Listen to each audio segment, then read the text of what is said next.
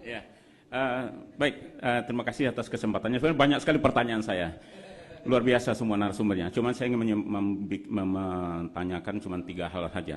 Pertama, ini masalah isu internasional. Barangkali selama ini kita terlalu abai, tidak pernah memperhatikan bahwa pemilu kita ini ternyata sangat-sangat dipengaruhi oleh konstelasi politik maupun ekonomi internasional. Bahkan sampai penghitungan suara pun cawe-cawenya luar negeri kita jangan abaikan.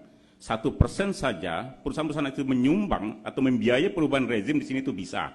Nah, ini yang ingin saya tanyakan. Oke, arus besar dunia sekarang ada 3 tokoh besar. Ada Erdogan di Turki, ada Amerika, ada Xi Jinping. Nah, kira-kira kita juga punya 3 capres di sini. Kalau arus besar ini bersaing besar, kira-kira kepentingan mana yang lebih mendukung dan kemana arah mereka untuk ke capres ini? Kuatan mana yang akan dipegang antara Anies, Ganjar, maupun Pak Prabowo misalnya? Itu satu. Jadi saya Pak Ujang Komarudin minta ini komentar sedikit, juga semuanya boleh mengomentar ini. Pertanyaan yang kedua. Pertanyaan kedua, Pak Mahfud Sirit mengatakan arus besar moderasi ini tren dunia, ya, tren dunia. Tadi dikatakan bahwa dunia juga sekarang banyak presidennya itu di atas 70 tahun, ya. Bolsonaro, Erdogan, Xi Jinping, Narendra Modi, Malaysia siapa? Anwar Ibrahim, ya. Bahkan Amerika Donald Trump akan maju lagi gitu. Nah, fasisme ini agak mulai muncul, katanya tadi mungkin tokoh-tokoh muda ternyata gagal.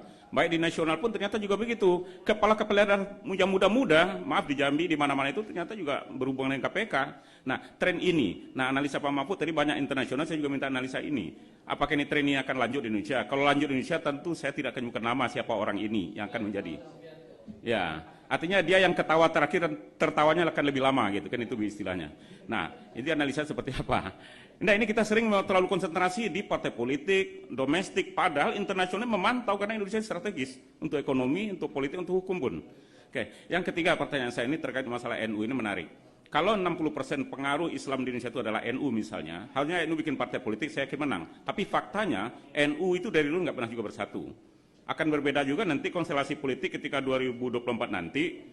Kalau 2019 kemarin tutup mata saja Pak Ma'ruf Amin diambil, jadi mungkin besok juga bisa Pak Mahfud misalnya, yang naga-naganya juga pengaruhnya kuat di kalangan NU misalnya, walaupun beliau juga ada HMI-nya.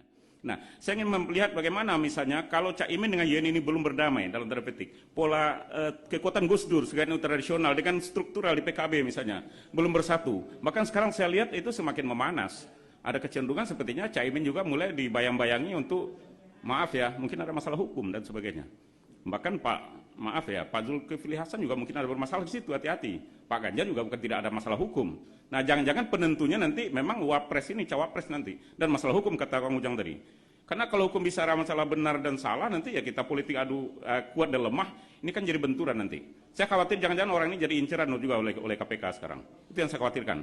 Oke, jadi itu aja pertanyaan ketiga saya. Tolong dibedah lagi masalah NU ini. Benar nggak gitu? Takut-takutnya Pak Ade Rosiade terlalu over pede, terlalu kepercayaan diri gitu loh. Ternyata begitu Prabowo dengan Caimin, toto tas gitu selesai.